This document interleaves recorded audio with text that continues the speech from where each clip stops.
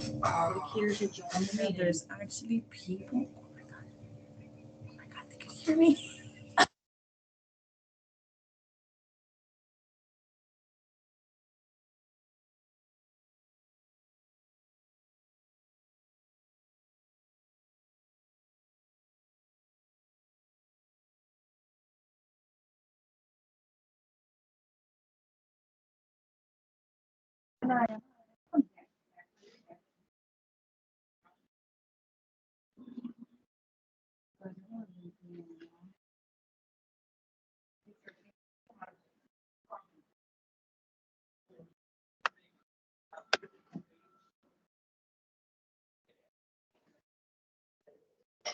Hay un training de Miami Beach para el portal de los permisos. Ahora mismo. Sí, ahí me metí a ver qué tal. El de yo en la mañana. Pero me dijo María que no lo cerró. No, pero ya lo va a firmar. Ah, ok. Le digo que espero que cheque el lunes. Ah, No, está vendido. ok. Ahí está. El lunes cuando te hacen el cheque, me dice que Bájala, sí, por favor. A las 4 vas con Juan. Juan. ¿En El qué corte donde lo cuando me lo hago así. Sí, anda, sí. No, Yo pensé que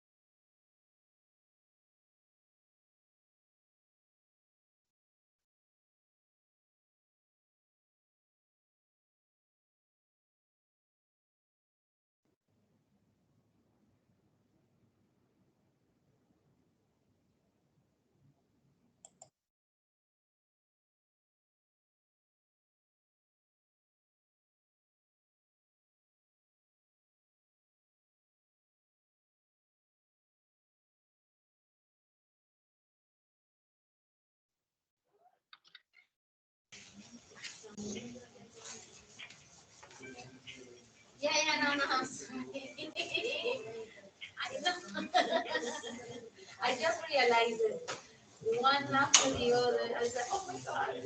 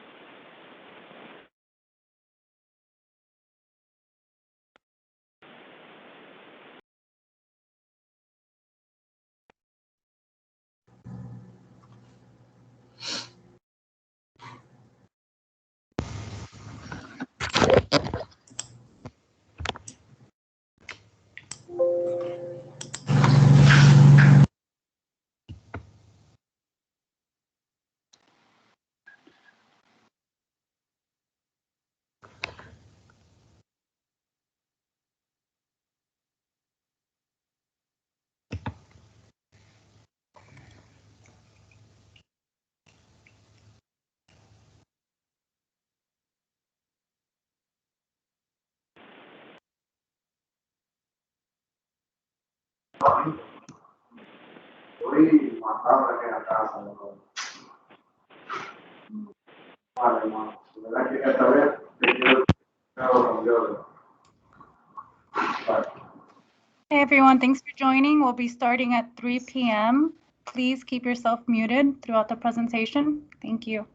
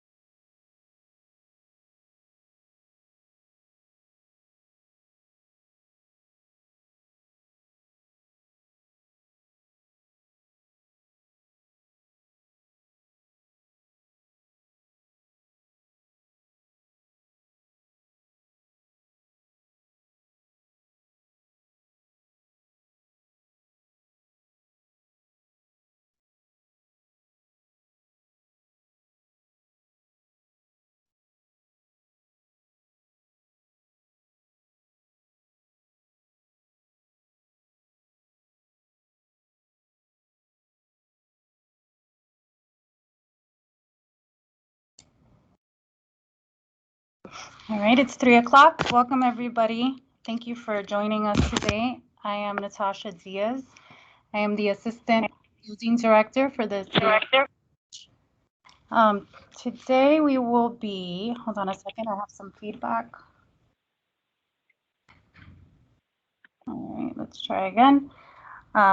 Welcome, Natasha Diaz here from the City of Miami Beach Buildings Department. I'm the Assistant Director. Today, the presentation we have for you is CSS Training. I ask that you remain muted throughout the presentation. I will take questions at the end. You can type in your questions in the chat box. If you think of them throughout the presentation, feel free to type them in, or you can hold your questions till the end and you'll be able to raise your hand and ask the questions. This presentation is being recorded and will be provided on our website once it's completed.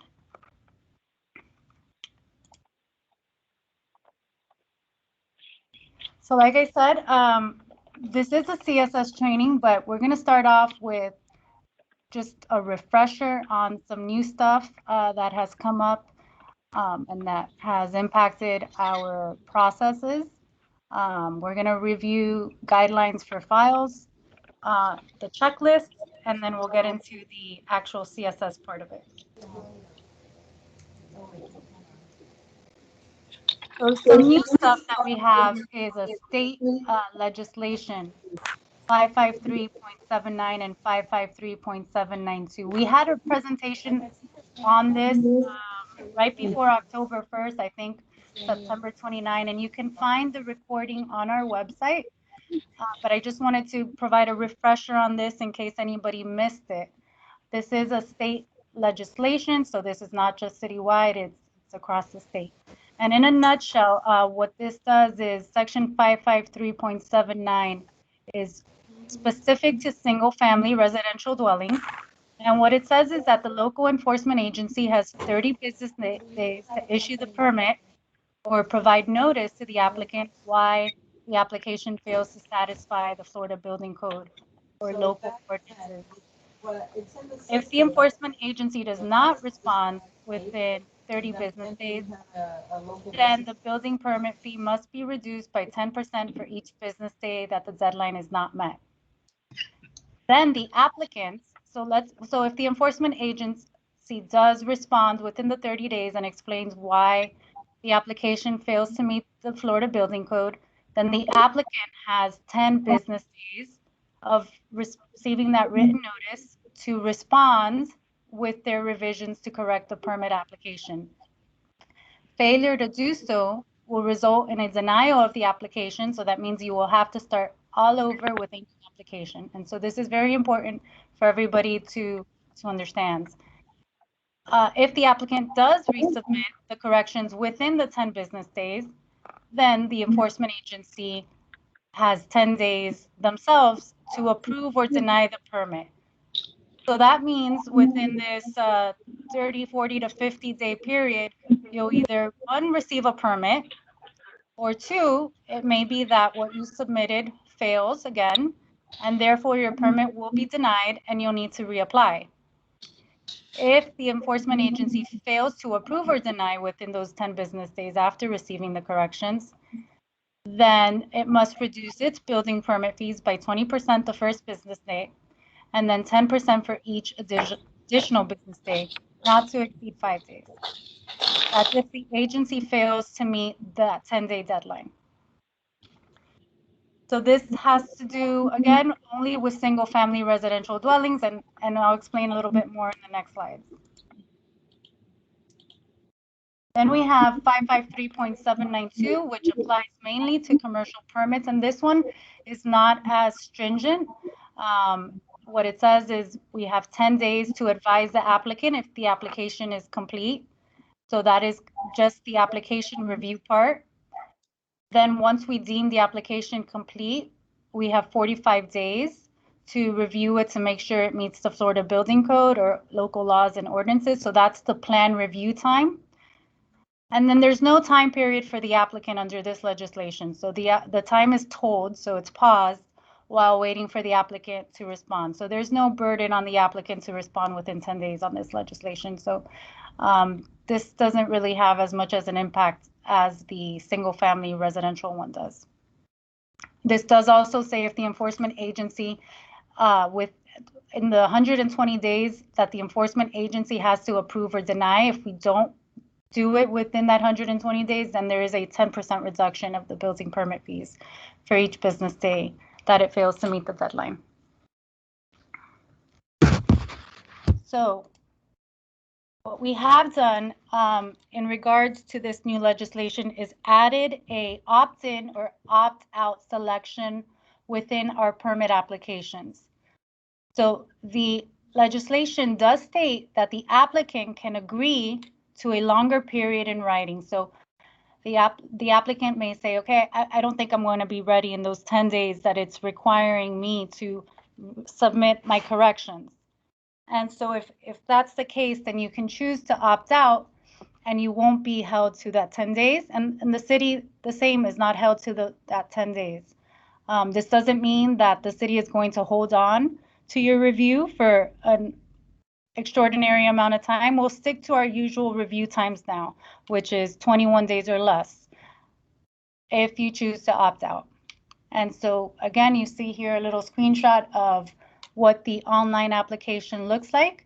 And that online application is requiring you to select if you have read the statute and understand, and if you are choosing to opt in or opt out. And if you have any questions, we'll take those questions at the end. I'm sure there's some.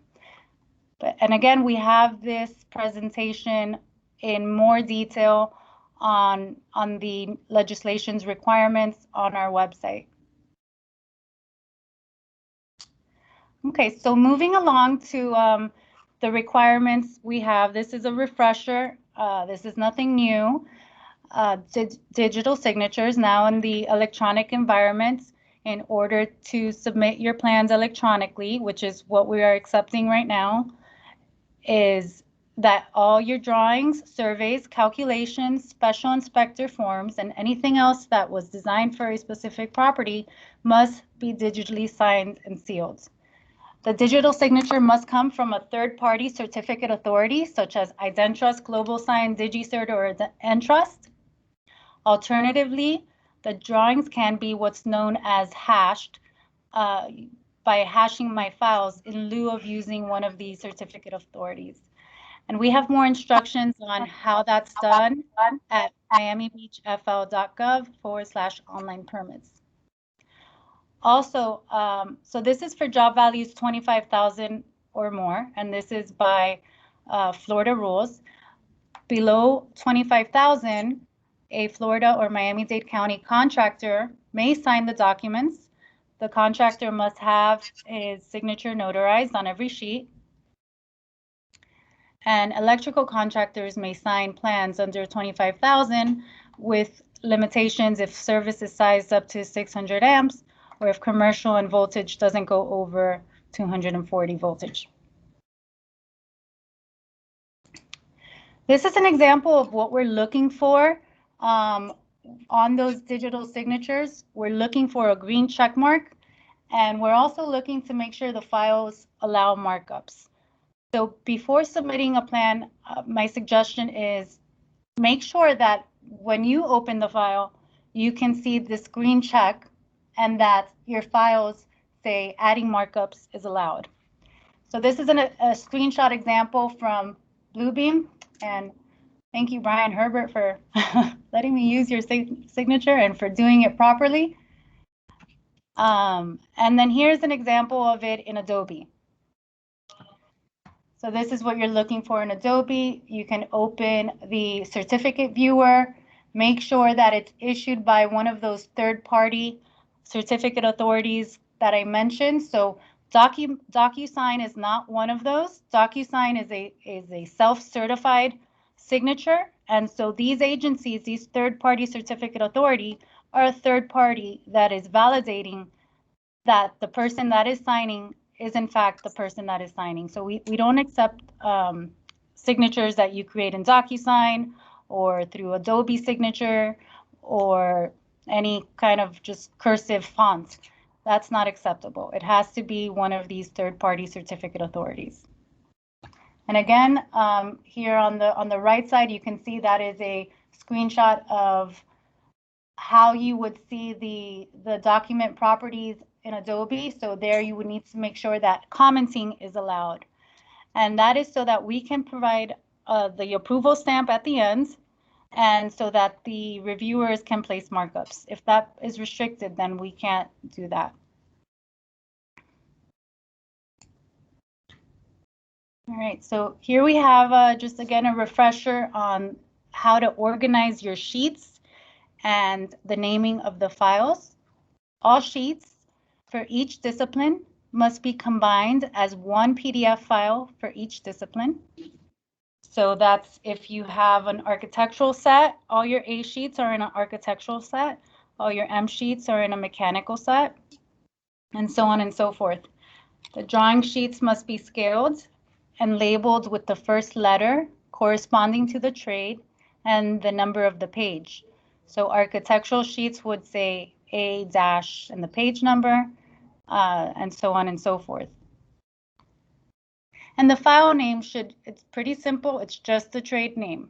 So for example, files containing the architectural sheets should be named simply architectural.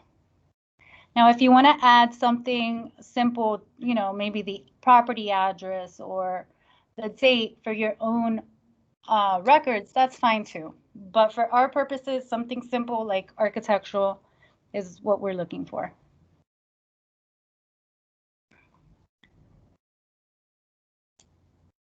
Okay, so now we're going into checklists, our checklist section.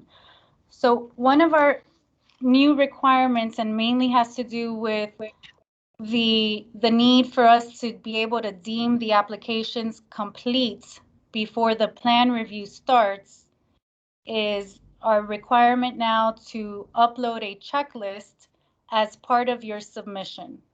And in the next slides, I'm going to show you those checklists specifically. But so these checklists, what they're going to say, we're going to have two types. We have a general checklist that applies to all permits. And so that general checklist consists of having a completed application, a cost affidavit, and within that application, your scope of work should be detailed. The owner listed on the application should match what's in the property appraiser, and if not, then a warranty deed should be uploaded as well. Also, if the property owner is a business or LLC, then the corporate documents should also be uploaded. I realize this is all public records, and I've had people ask me before, well, this is public, you guys can find it yourselves.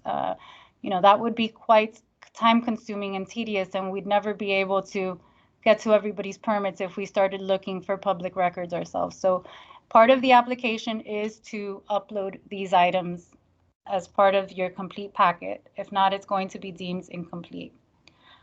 For leases, an owner affidavit must be included, and all forms must be signed and notarized.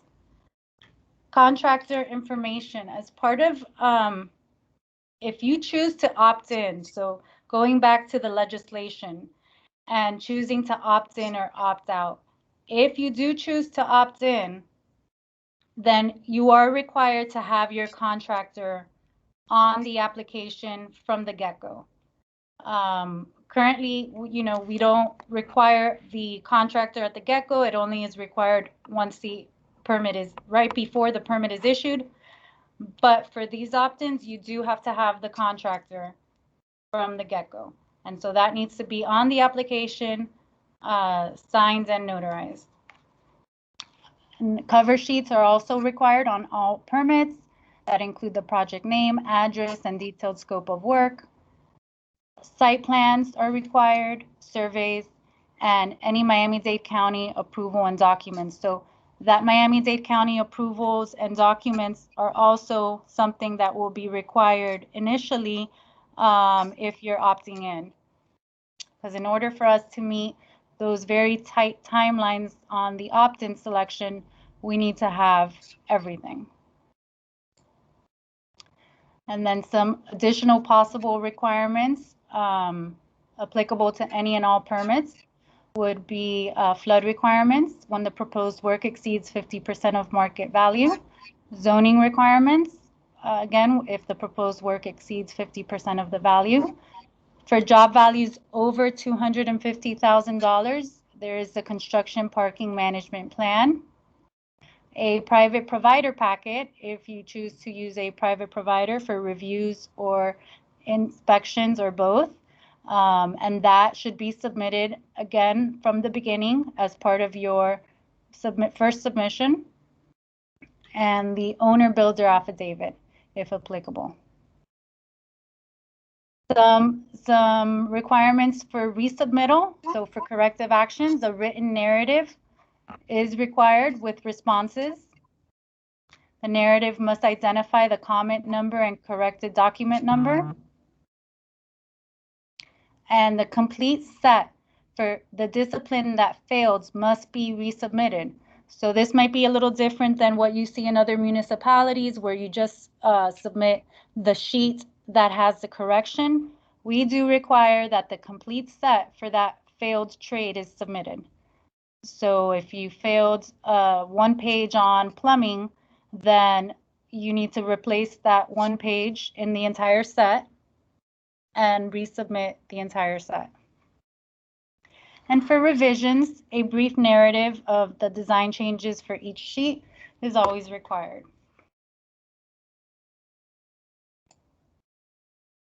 So this is where you can find the specific checklist. It's on our website. It looks like this. This is the website address. And let's see, we have a little clip here. You scroll down, click on permits. Once you're in permits, you scroll down a bit. And so you'll see we have it split up by requirements, by permit type for commercial. And then for residential. So those are the commercial permit types up top, residential there in the middle, and then other types right under. And then what you do is you click on the plus sign, and that's going to expand down to every single work class for that permit type. Then you'll see that it'll open a PDF file with the checklist. And so that new requirement I was talking about will require you to check off exactly what you're submitting and upload it as part of your submission. And so read these requirements carefully, because this is what's needed in order to deem your application complete and start the plan review.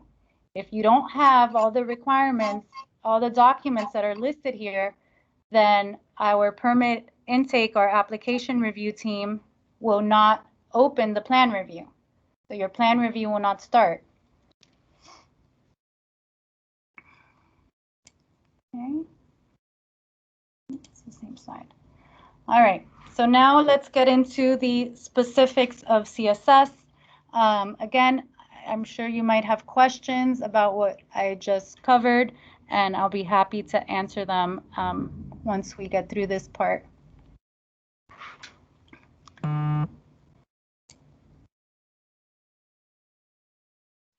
Okay, so this is CSS, and you need to be logged into CSS in order to apply for a permit.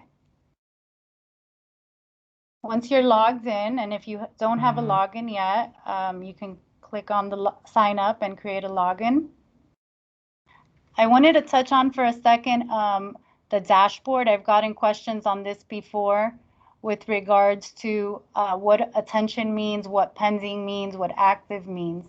And so attention means, so if you have a lot of permits, this dashboard may be helpful for you.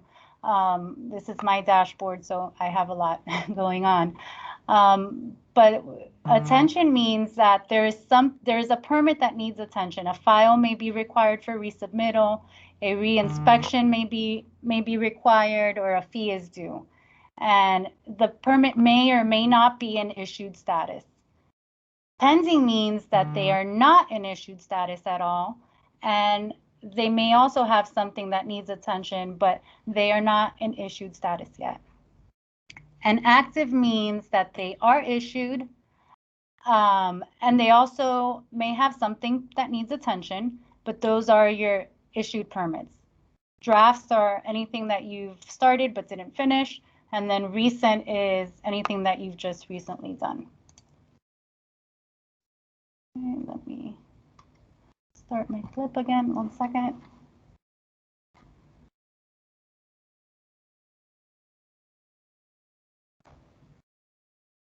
I think it's going, there it goes. And so you can also see here any fees due, your invoices due on your dashboard. So once you're ready to apply, you click on that apply button. I suggest there's different places you can go here. You can click on permits, but I suggest you also click on the building category, because Public Works has some permit types that sound like building permits, but they're not building permits. So go ahead and always click on that building category to make sure that what you're selecting is a building permit. So here we have a whole list of permit applications that we have online. One of the latest ones is the condo interior remodel permit. Unlike a regular alteration permit that may require planning reviews and others, this only requires the building reviews and fire. So it allows for just possibly a shorter plan review time. So if you have something like a, let me go back to that for a second. Something like a kitchen remodel, bathroom remodel, cabinets, sinks, fixtures, moving interior walls, nothing structural, no windows, no balconies, but just an interior remodel, then this is the right application to use. Also, it's important to make sure you are reading carefully through the descriptions of the permits, the applications, making sure that you are selecting the right one, because if you apply for the wrong one, we don't refund the upfront fees that are already paid. So make sure you're noticing what you're applying for.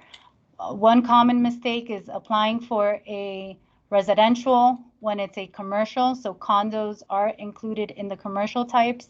So making sure that you're selecting the right type. They all say residential or commercial.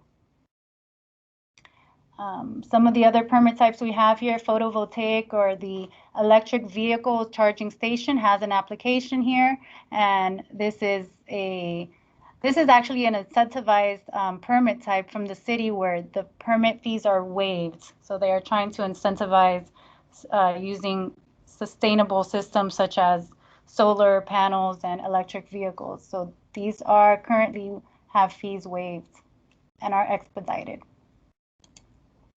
The permit application updates should be used for permit renewals, extensions, cancellations, and change of contractors. You would use this permit application updates. And again, so this is our list of permit applications.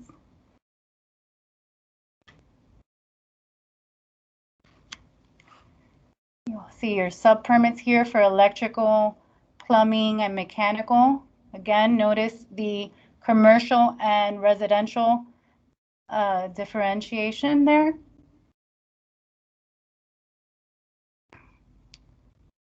And we have currently a list of 29. So we do not have every single permit type here. We do have about 180 different permit types. And so one, that would be a long list to have here. And also when we add too many permit types, we find that people often select the wrong one, therefore causing losing your fees that you already paid and then the time spent to recreate that permit type. So instead of listing all of the permit types there, what we do is we have the, where are we? We have the building process initiation permit. So if the application that you need is not listed there, then this is the application you would use, the building process initiation. And what this does, it allows you to enter the information, the scope of work of your project, all your details are entered, but it's not your actual permit application.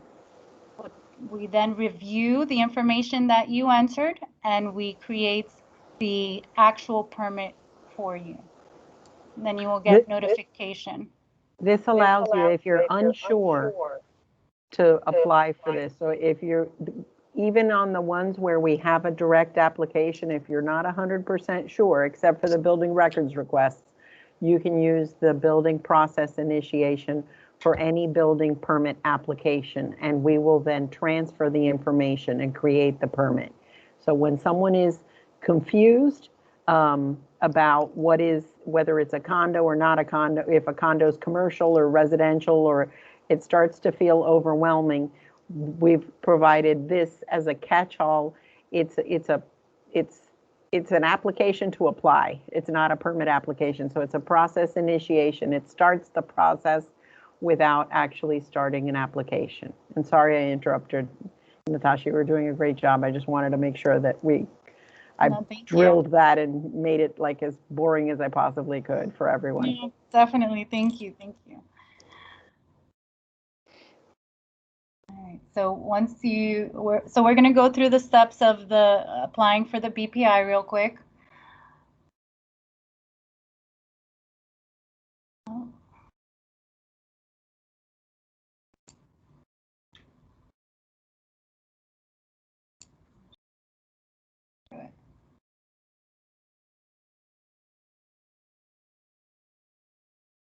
Okay, so here you're adding your location, you're searching for your address. It's best to enter the address, and you don't need to enter the complete address. You could just enter the first bit and then add the correct one. Here in the permit description, This is where we need you to type in a thorough description of the work to be done. Again, this helps us determine what is the correct permit application to create for you. And so a thorough description of the work should be included here. The square footage should be included here, and the job value is to be included here as well. Note that the job values for alteration is a minimum job value of $60 per square foot. And for new construction, the minimum job value is $110 per square foot. Also note that the valuation that you enter is only for that specific job. So your first permit is usually your master permit. And so only the building, the structural, the labor, project management, and materials costs should be included in this application. For any sub-permits, the job value for the sub-permit should be included once you get to that stage. So after the permit is issued and you are now requesting a sub-permit, that is where you enter the job value for the mechanical, electrical, and plumbing parts. Once you've included all of that, then you are to add your contacts. So your contacts are, it's going to always start with the applicant. So whoever is logged in is going to have their applicant card there. Then you need to add the owner. And like I said, this owner should be the owner that matches the property appraiser site. That's what we're checking for. If not, you need to add supporting documentation as to who you entered as the owner. Then if you have the contractor should also be added as another contact. Be mindful that sometimes the applicant and the contractor are the same person, or at least within the same company. And so make sure that if you show up as the applicant, but you're the contractor, go ahead and add yourself again using the category for contractor. So there's a little drop down that applicant drops down and you can select the contractor category.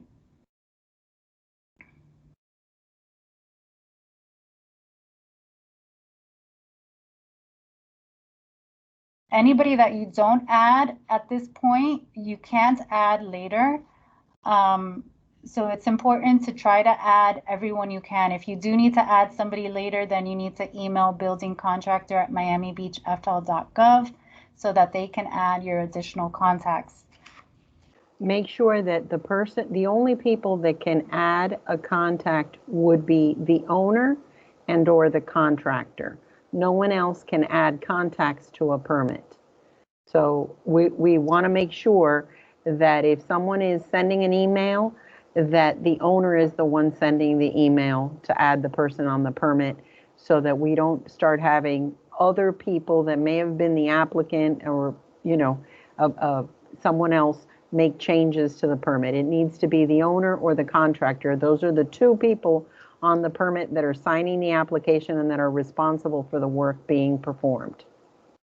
So either one of them can email building info@miamibeachfl.gov in order to add a contact to the application.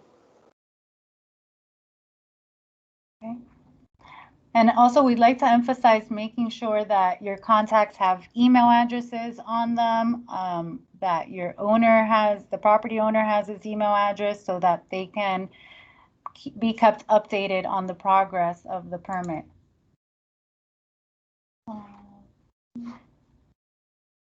Oops.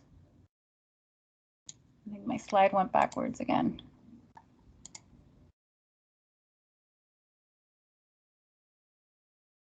I think we went backwards. Give me 1 second.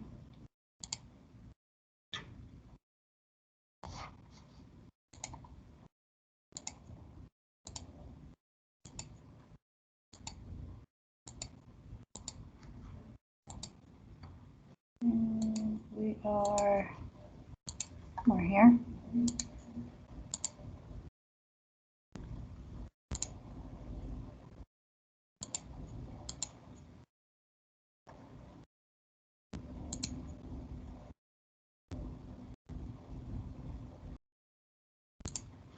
Let's see, 60. Here we are. Okay, so once we hit next, you'll be brought here to the more info screen, and this is where you'll have to make that selection on whether you are opting in or opting out of the Florida state mandate. And so again, we have a link here that takes you to the Florida statutes place. And here you can click on 553.79 or 553.792 and read the complete legislation. Once you have, you must select that you have read and select if you are opting in or opting out.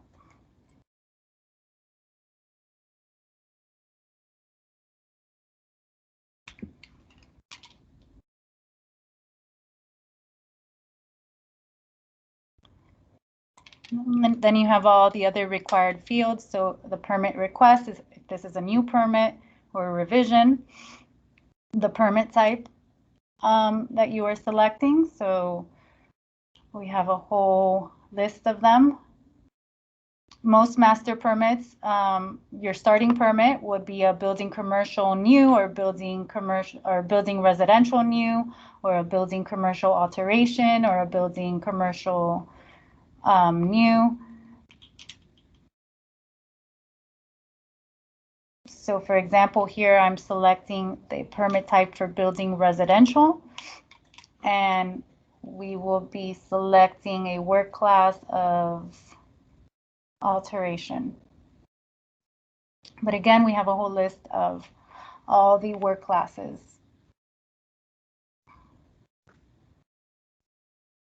Select the property information. This, we're going to do residential. The city has a requirement on roll-off containers, so that's why we require this you to answer this question. And then go ahead and check off any of these applicable sections. If you have a private provider, select a private provider. If you are doing any of these elements, elevator, structural, load-bearing wall, this helps us determine what reviews are required as part of your plan review. Next, you'll be taken to the attachment screen. So for the BPI, we ask that you not upload any attachments. Again, this is just for informative purposes, this application, so that we can generate the correct permit type. But do not upload any documents on this process. So finally, it'll take you to a summary page of everything that you've entered. You can review this one more time before you hit the submit button.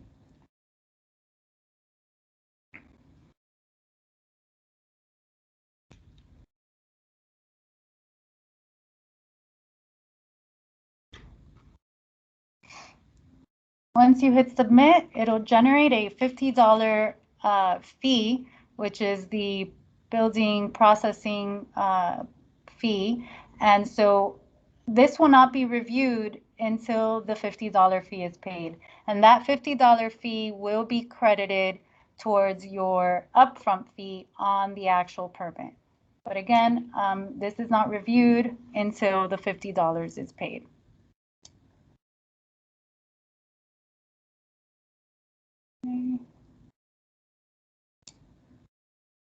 So then you'll get this success message that the application was submitted. You can continue to the permit. This will take you to your building process initiation page. Again, this is not your actual permit, but this is just the page where you could use to pay the fee.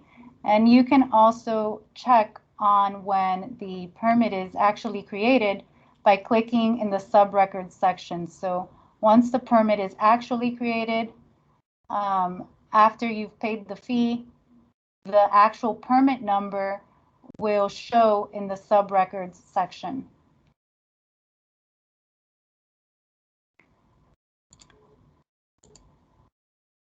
You'll also receive a few emails once the permit the BOA is created.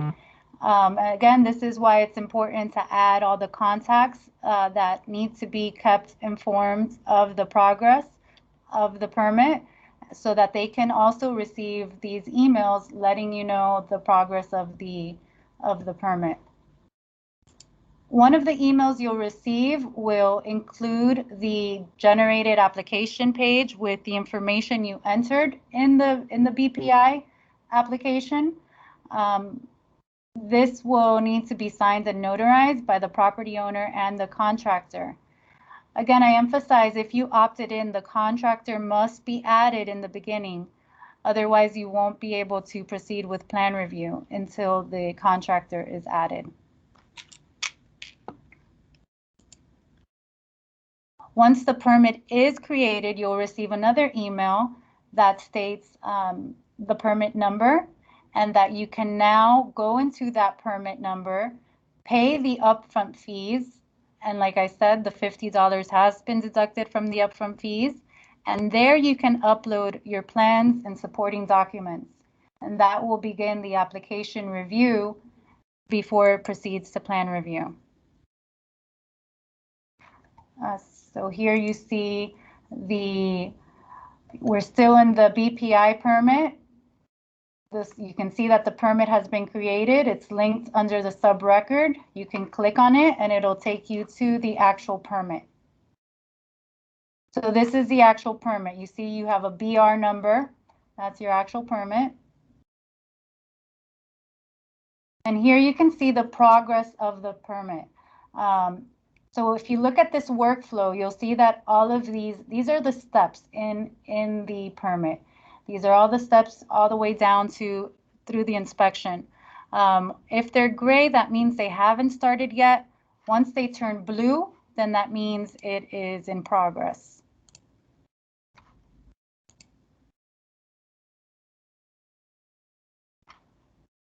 So this has not started yet because you haven't uploaded any attachments yet. So here we'll first pay the upfront fees. Your balance should show 0. Go into the attachments, and this is where you can now start uploading all your documents. So we went over the checklist requirements. So remember that uploading a checklist is now required along with your signed application, signed and notarized application. Cost affidavit is also a requirement. And then all of the documents and plans that are required per the checklist should be uploaded. So here I'm just demonstrating a few examples on how to use this attachments. You should select the correct category for what you are uploading. So if you're uploading the checklist, select the checklist category. If you're selecting, if you're uploading electrical plans, select the electrical plans category. You click on Add Attachments, find your plans.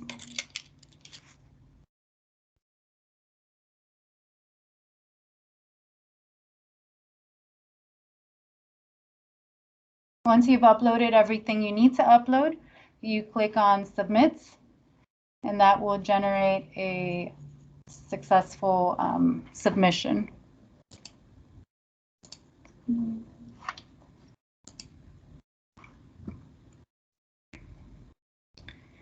Once you hit submit, you will not be able to submit any more files, so make sure that your submission includes everything that is needed for the plan review, because you will be locked out once you submit that submission until the cycle opens again. So here you'll see in your workflow that the application review step is now blue. So what that means is that the application reviewer has received the files and has them under review now. So they're reviewing those files, making sure that they are complete.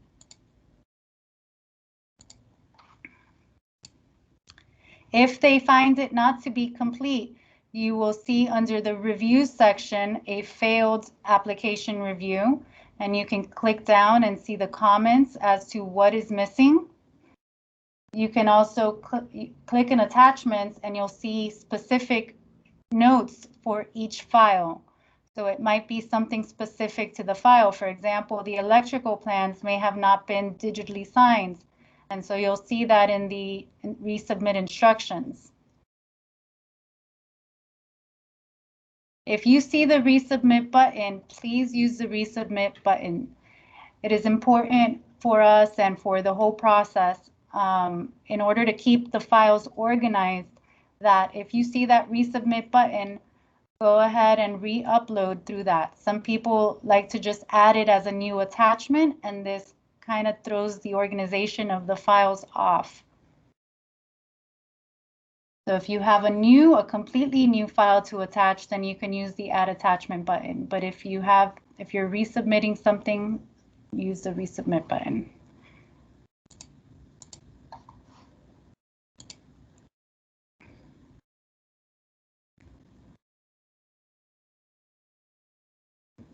So when you're resubmitting, it'll take you to this resubmit page. You'll look for your file again.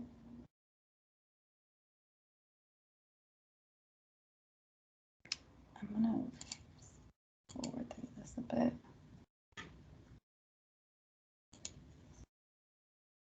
All the files have to be resubmitted. So if you have 1 or 2 files that you need to resubmit, they all need to be resubmitted at the same time. The system will not let you resubmit one and not the other.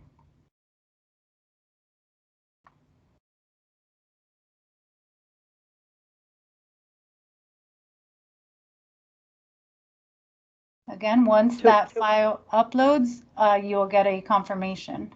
To expand on what Natasha explained about the resubmitting, the reason it's important to resubmit all at the same time is the way that the system functions is the door opens for upload, and then once everything's uploaded, it closes, and then we check it to make sure that the documents are complete, and then the plan review is opened up.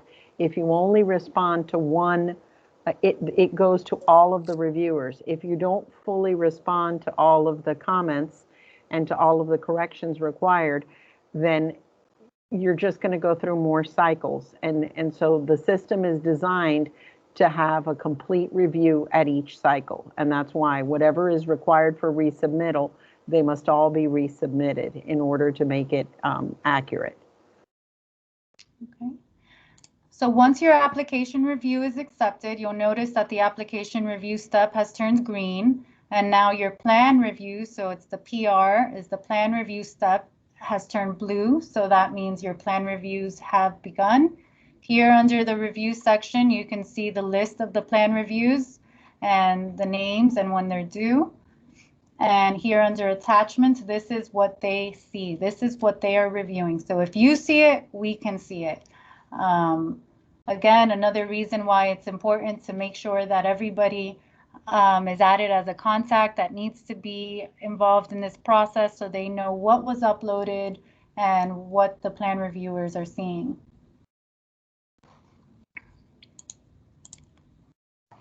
You need to be a contact, but you also need to be a contact that has a CSS account to fully see everything that's in the system. Okay, so here we go. Once the reviewers complete the review, you will see their status and comments under the review section. And any files that the reviewer marks as needing resubmittal will show as a resubmit in the attachment section. So the same resubmit button we saw during application review, you'll also have if the reviewer marks a file as required for resubmittal. If you, for whatever reason, believe that that file did not need to be resubmitted, but it still shows resubmit, go ahead and upload that same file. It's better that you upload the same file rather than leaving that resubmit button there, because if not, then that resubmit button will never go away. So use that resubmit button. I can't emphasize that enough. If you think the file shouldn't be resubmitted, just resubmit the same thing. Okay, this is my last slide. So what I want to show here, lastly, is this sub-record section. Once this permit is issued, and this is just a test permit, so I wasn't able to get, but once this permit is issued, you'll see here under the master permit that you'll have these available to apply for. So you'll see revisions, general, there'll be an apply button, mechanical, electrical, plumbing. So this is something new that we've added. You can apply for the sub-records directly from the master permit. And this is helpful because, one, it already transfers over a lot of the information, like the address. It's already linked to the master permit. And so that's really helpful for you and also internally, being able to just apply for this through the master permit. For the MEPs, you need to have the contractor, the subcontractor already. So if you don't have that subcontractor, then you won't be able to apply for this. But if you have your subcontractor ready to go, you can apply for it, add them as a subcontractor, and then that would move right along.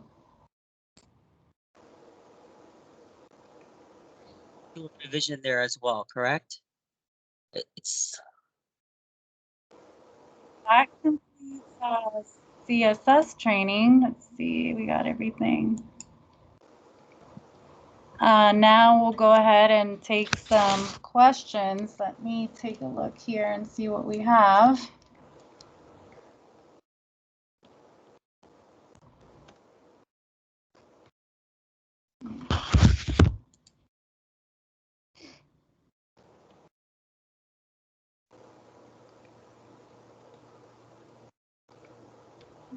To move this screen, so I'm gonna have to look at everybody.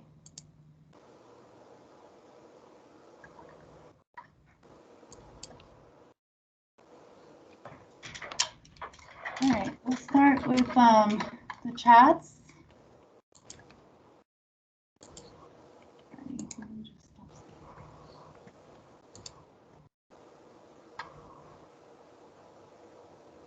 Okay, we have a question here. It has become difficult to get in contact with someone, so will our reviewers' email and or phone numbers be listed in the review sections of our applications?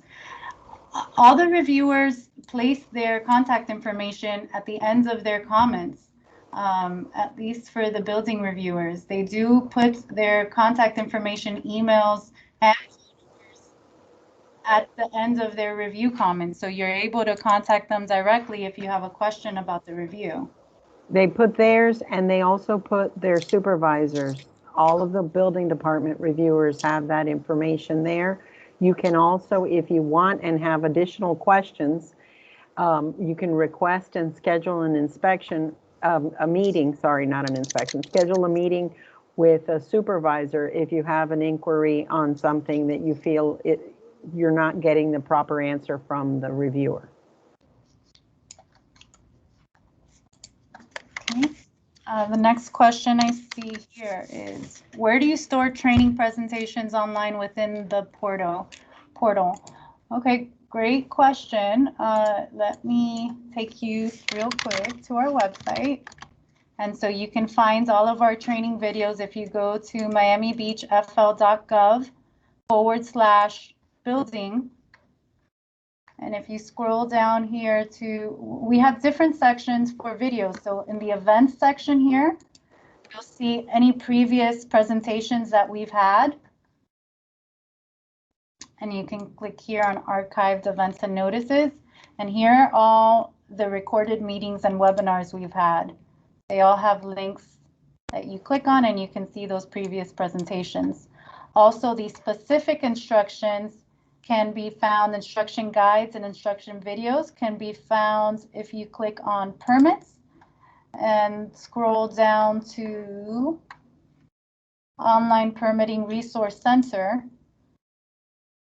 Here is where you'll find our how-to guides, and training webinars are here as well. Okay. Let's see, I'm going to do some hands up now so someone else can talk. I have Cecilia has her hands up. Cecilia, go ahead. Yes, hi. I have a couple of questions. When you mentioned that you would require a cover sheet with an index on the drawings, when you have have architectural sets, structural, MEP, and so forth, each discipline needs to include a cover sheet with an index? Not necessarily. So if you have, depending on how complicated the job is, you may want the engineer or architect that's signing and sealing may want to do that in order to control what's in their packet. But if you have a small job, it may be that just the architectural packet says everything that's in there, but it's part of the requirements for when you're doing digital signatures and seals, and that's why we include it. And it may just be that the sheets are numbered P1 of 3, P2 of 3, P3 of 3, and that would be enough to at least let you know how many pages are in the packet, because with the digital signature, it's important that it be properly signed and sealed. Well, I have all kinds of different things. Sometimes MEP is signed by the engineer record, and there's an architect for the architectural. I mean, all kinds of Right, stuff. but usually the architect I like to think of this as an orchestra, and the architect is the maestro. So the coordination is generally done by the architect on this, and so he or she will know what sheets are coming in for each discipline, because normally on the larger projects, it really is a coordination through the architect. The architect should be coordinating the subs. So the sub MEP, sometimes it's one engineer, sometimes it's multiple, and the structural are done in coordination with the architect, who is the one providing the base sheet for all of the work that's being done, and therefore the coordination and the index is generally provided on the first sheet of architecture for the entire project. That's how it's always been done, but so long as on the on the smaller projects, so long as there's a sheet number this of this many, that would serve to at least give you an idea of how many pages are in the packet. And it gives you enough of an index type of a situation. Okay. And my second question is, when you describe the BPI, when you enter the value, I was writing something else, so I missed a few words there. Did you say that you only include the cost of the architectural and not the trades? Is that what you said? Yes. Yeah. So you only include the cost, the building costs, and the architectural costs, not the mechanical, electrical, or plumbing. So then when those are going to, the MEP go to pull their own subs, they're going to put their number. Right. Yes, each one has their own number. That way you're not paying us twice, unless you want to, in which case we love to collect double fees. But since normally no one wants to pay us twice, you include on your cost affidavit, you can include the cost of all the subs, but what we're saying is on your master permit, the cost is for the work that's the architectural and structural work that's the building of the master permit. And you will be pulling the sub permits, and each one will have their own cost associated with them. So you could have a cost affidavit for the entire project come in at the beginning that gives you the breakdown of everything, and so long as everybody matches, no one else has to give us a new cost affidavit. If there's any variations, we'd need new cost affidavits. Oh, geez. Okay. Okay, so I have another question here. Okay, thank you, Cecilia. We have a lot of questions. I have a question here from Ralph. If you need to issue a revision to plans and have to issue a revised permit application, what category do you choose to upload the notarized revised permit application? So for revisions, there's a few ways. I mentioned doing it directly through the master permit, through the sub-records. You'll be able to apply for a revision that way. We also have revisions as a direct application on the application page, CSS. So you'll find revisions on that list of applications. And so those are your ways to apply for a revision. If you go the BPI option, there is also a selection on the BPIs for revision. So you really have three ways to select for revision. What category do you choose? I mean, if by category you meant the file category, that would be the application. So you would still call it the application category for a revision. Let's see. Who else had their hands up? Jeanette Harrison had her hands up.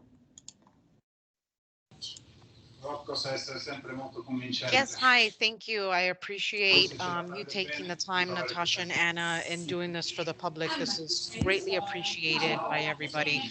I just had a couple of questions and just a couple of items that I just wanted to confirm.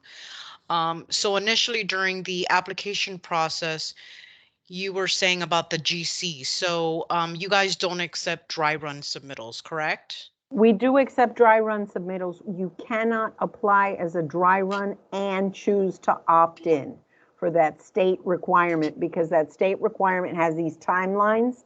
And so you cannot do a dry run and an opt-in for the state, the 30-day and then the 10-day turnaround and then 10 days on our part, because if we get the contractor information at the end, it may be too tight a timeline to get it out. But on regular, not an opt-in and an opt-out option, we do allow the dry run.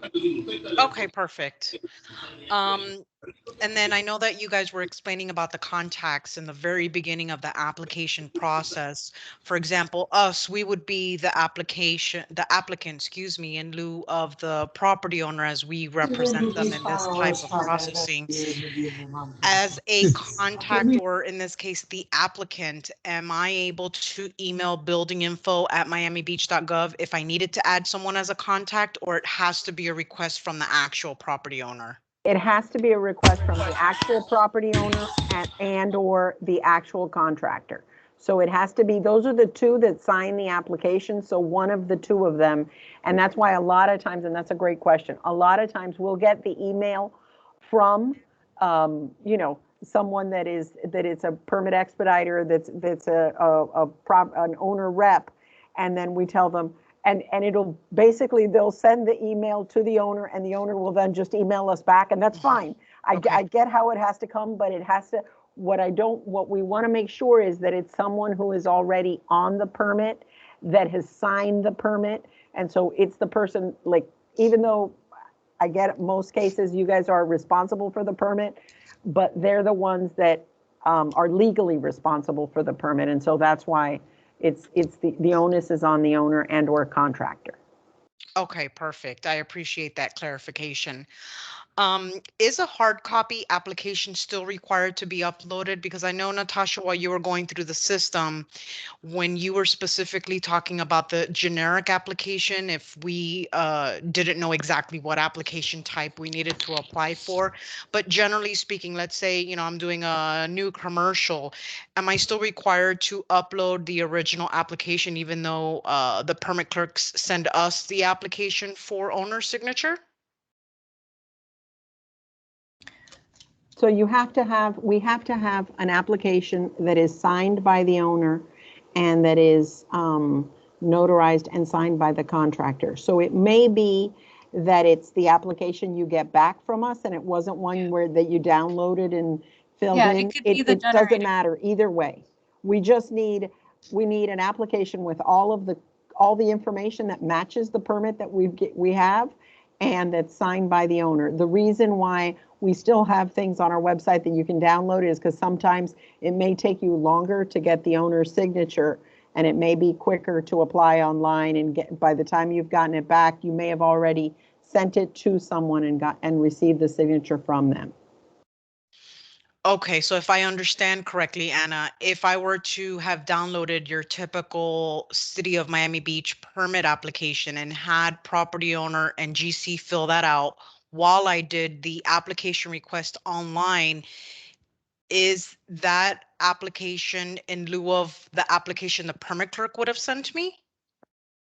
So the permit clerk doesn't send you an application. The system generates one and Okay. emails it to you, right? So Yes. it's just a system generated one, and we'll accept that as well. But we'll also accept the one that you download from our forms website. Okay. Okay, perfect. I didn't know if I needed both or if one or No, the other. we just need the one that's signed and notarized. You know, as long as the information that is on the application that is being signed and notarized matches what's in the system, what you see as a description in EnerGov in CSS, then that's what we need. Okay. And then the checklist is required to be uploaded? Yes. Yes. Okay. And then my last question, I'm so sorry. For the cost affidavit, if I'm doing a plan revision and there's a zero cost difference, meaning it's not increasing or decreasing for that revision, do I still have to give you a cost affidavit with a zero value? No. No. Okay. Perfect. Thank you. Thank you. All right, we have a question in the chat, and Anna, maybe you take a stab at this one. They're asking to explain opt-out one more time. So, Oh, this is super fun. So let me explain what opt-in means. Opt-in is the state provided what they thought was a help to the residential permit applicant. And when you opt in on a residential permit, that means that once you have provided all of the data and all of the information you need, we have the building department and everybody on the building review has a total of 30 days to do the review and get you back the information. Once we have completed our review, closed our cycle, and you receive the email from the building department on the deficiencies or the areas that need to have corrections.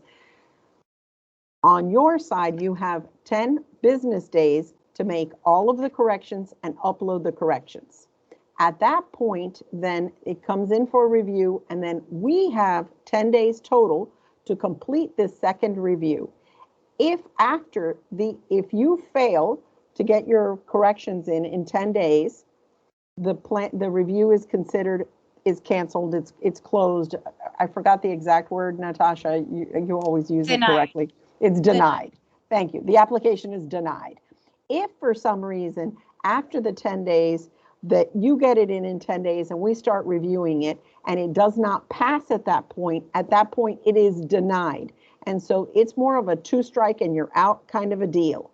If you opt out, it's the same way you've been dealing with us normally. So you would still upload. We would check to make sure everything is complete at the entry level. Once it's complete, the plan review would begin.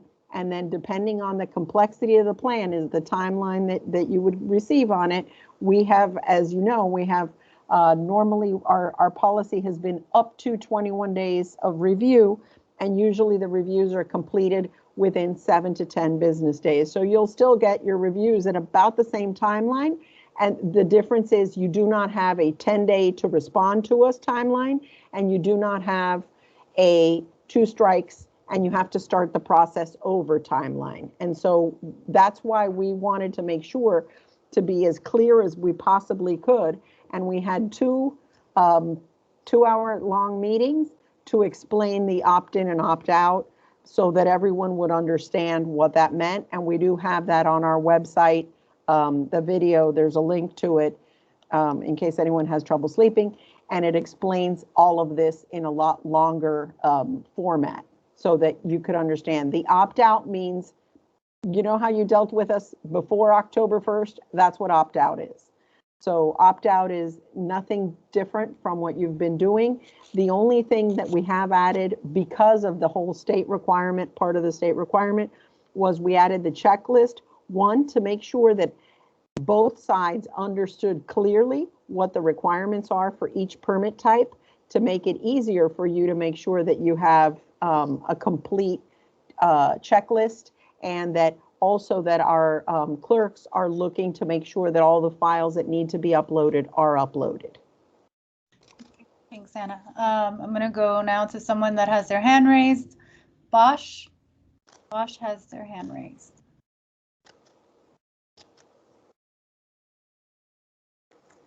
Thank you.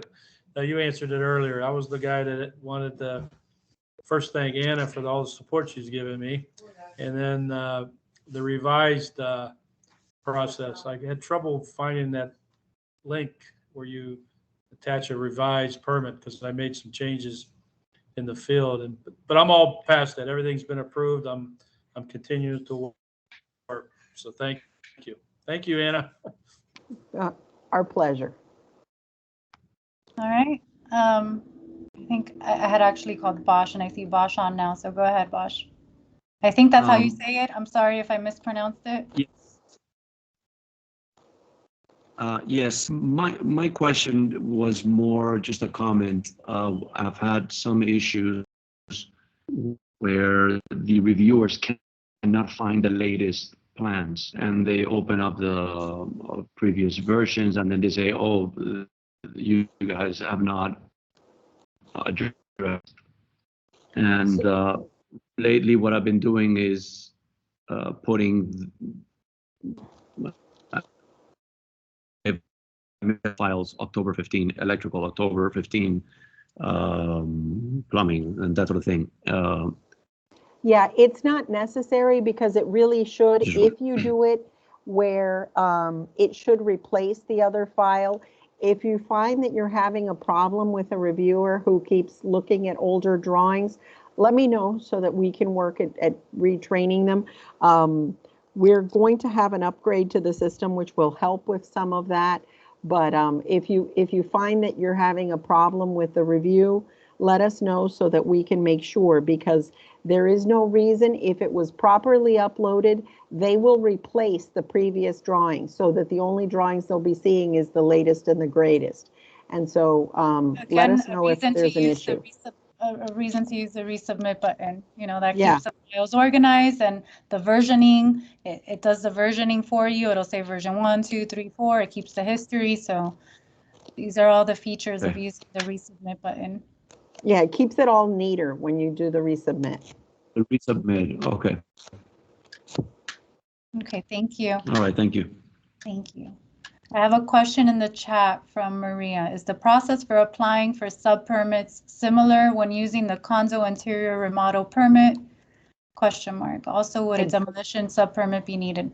So the Conzo interior remodel permit is not the same as a sub-permit, where the sub-permits are what we call over-the-counter and don't go through a plan review. No, but I think what she meant, Natasha, is does it have the same similar sub-permit requirements? And yes, it does. So if you are pulling an interior permit and you're doing your kitchen, yes, you will need to pull a sub-plumbing and a sub-electrical. I think that's what the question is. So I hope that's what we the answered answer it both is. ways. So something will Hopefully cover. one of them will have answered that question. And then the other one that she asked was, there was another portion. Yeah, would a demolition sub-permit be needed?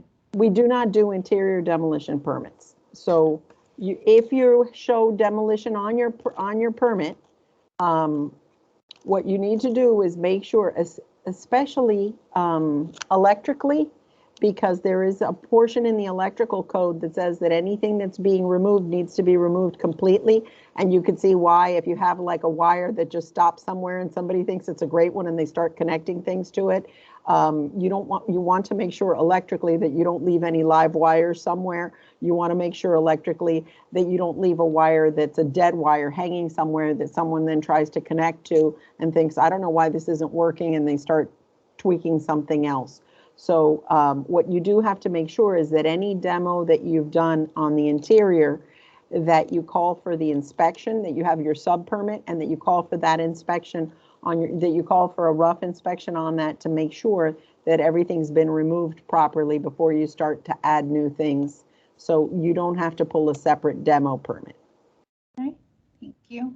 Another question, can you give us the link for the checklist? I linked it, it's in the chat. Another question from Lisbeth. There are some comments that have a reply button, but the button is never available to click. There was a button in the system that said response or response to the comments. We've disabled that, so you shouldn't be seeing that anymore. We disabled it because really it was confusing. It's confusing, and it's not a chat box, so that has been disabled. How do you do a revision of a master permit? I think I covered that. The revision can be applied for on the master permit directly. Let's see, I don't have any There was a hands up. question there, it talked about a flooring permit. If you're going to replace it with interior wood floor, do you need an architectural plan? Pretty much to do a flooring permit, you do not need a complete architectural plan. So a lot of times when you bought your unit, sometimes there's like a little floor plan. You can use that one, the one that the condo association has handy to show the size of the units. So it's just a sketch showing the existing unit location and the square footage for any floor replacement. It's in the floor replacement in a condominium requires a permit in order to ensure that there's the proper soundproofing that's used between the units. And the best reason to get that permit is because that way when a neighbor thinks your floor doesn't meet the criteria, you're like in a safe place. If not, there really can be a lot of complaints from someone who is maybe hypersensitive to noise or someone who likes to wear like clicky heels. Both of those combinations can become lethal. And so there's a requirement to keep that permit, and it does, good fences keep good neighbors. Good flooring, subflooring also helps keep good neighbors. Okay, another question I have here, Judy. What if I just have questions on beginning a tiny house build, not ready actually to build yet? So a tiny house, if it's anything that comes from the Florida Building Code, actually they've started to incorporate some of the tiny house information in there. So you would want to look at start with the Florida Building Code and make sure. If you have specific zoning questions, then I suggest you reach out to the Planning and Zoning Department to ask those questions. Okay, Sue. And Sue always has, I like this, Sue. Does CSS show whether you've opted in on a permit anywhere on the project info? Thank you, Sue. You always have good ideas. I actually noticed that too, and that'll be my next request to IT to make sure that they include the opted in selections in the project info and in the additional info section of the permit in CSS. It's not there yet. I noticed that, but we'll have that coming up. Let's see. Somebody has their hands up. Maria, you want to go ahead? Yes, thank you so much for the information. Specifically for an interior condo remodel, if part of the plan is to include a split unit and we're submitting the mechanical plans, do you also need the elevation marked off on the plans so that you know at what height the exterior part of the unit is being placed? So that would not be just an interior because you're doing something outside. I understand. So that one would come in as a general building permit, but yes, you would need to show the exterior, not just to show the elevation for flood requirements and for location, but also because of planning and zoning. And there may be some, if it's in an alleyway, there may be some restrictions. So you may need to show the side view and the exterior location on something like that. Anytime you're doing a modification to the exterior of the building, you may need to show that face of the building in order to get a complete review with regards to specifically the planning portion of it. Thank you. Okay, another question. Sue asked us to confirm what the minimum square footage value is for single family residence, new construction and remodeling. I thought it was $120 and $90 per square foot. I have in our SOPs $110 per square foot for new construction and $60 for remodeling. Yeah, we're going to be revisiting those numbers and updating some of them and expanding some information. To BD. But for now, those are the same numbers. Yeah, the 110 and the 60. Okay, Camilo asked, do you need an affidavit form from the engineer of record to digitally sign and seal drawings?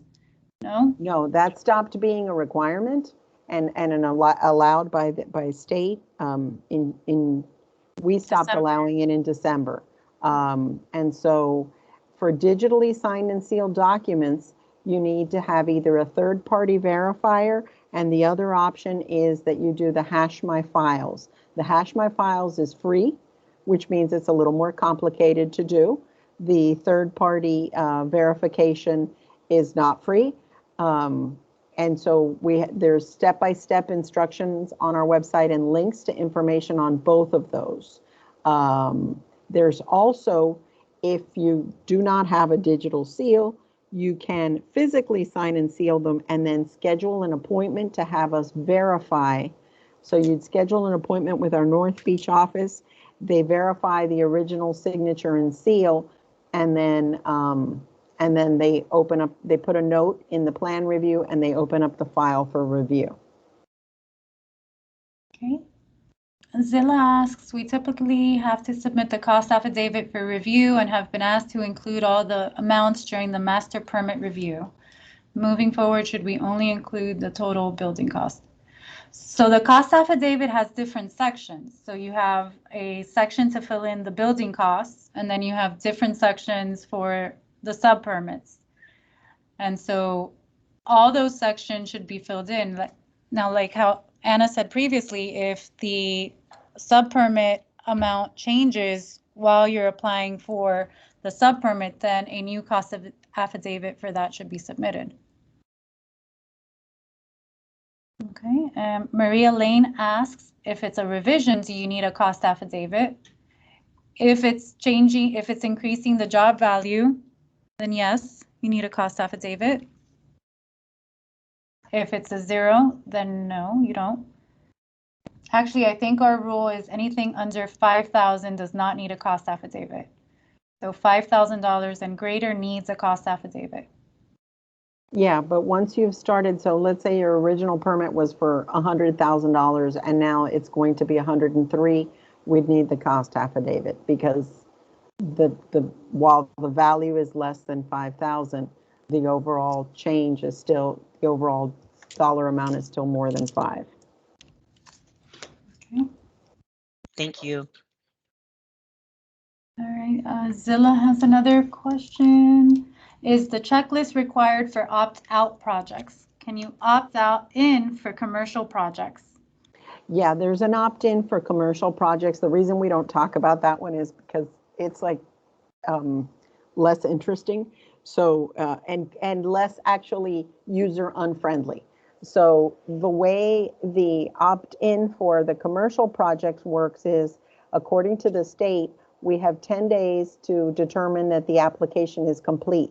That's that normal intake process, which everyone is used to us doing it in 1 to 2 days. Yeah, they're giving us 10 days to do it. So we're not really concerned with that. And then the state is also allowing us 45 days to do the plan review cycle, which again, we're doing the reviews currently maximum of 21 days, and we're usually getting them done well quicker than that. So again, that wasn't a concern. The portion that could affect you on the opting in for that is that on the building department side, we have a total of 120 days on our side, and it's tolled while it's on the customer's side, which means it doesn't count, to at the end of those 120 days that we have had the permit, if the permit is not issued at that point, the permit is then denied. So there is a timeline, a total timeline, which if we took 45 days to do plan review, it would be basically 2.5 plan reviews that happen, and then the permit would be denied, because we're usually doing them within a week or two. What would happen, it would be, I looked at it once and I thought it would give you, I don't know, 10 tries to get the permit issued, and then at that point it would become denied. So I don't think that the opt-in and opt-out on the commercial is very critical.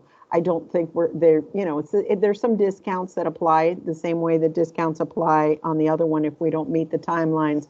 But quite frankly, the timelines on the commercial are quite generous on our side, and there is no quick timeline that you must turn around and respond to comments. So that one doesn't seem while it does exist, it really is not as critical.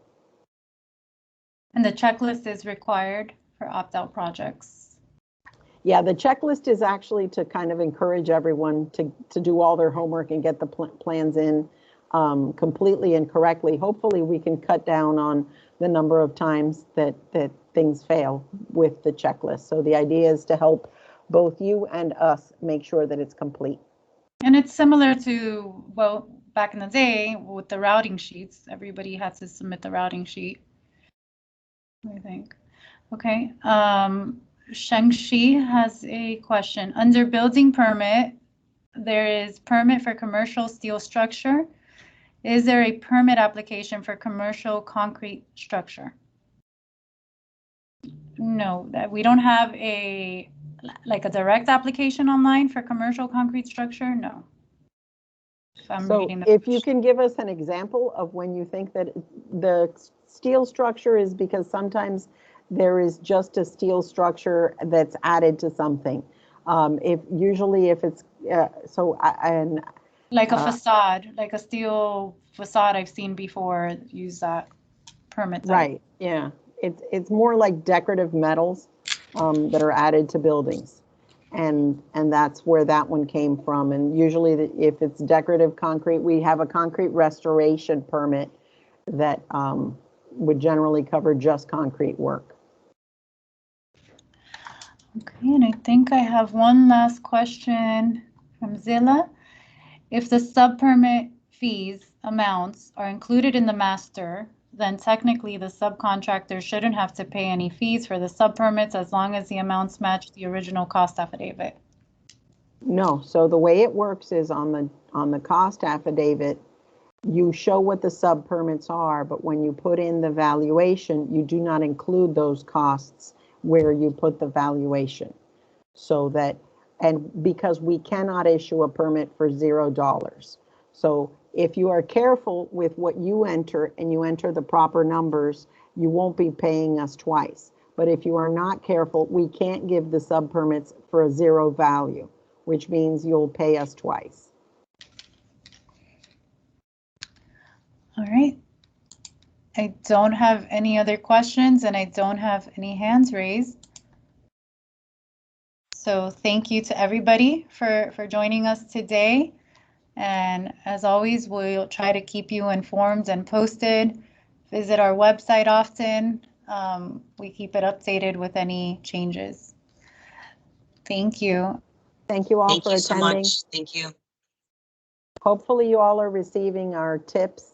And so you should be getting tips from us, and please respond on the, when you get a survey, let us know what works and what doesn't work. The only way we get better is by getting the feedback from everyone. And thank you all for attending. And thank you, Natasha, for doing all these presentations. My pleasure. Thank you. Bye-bye.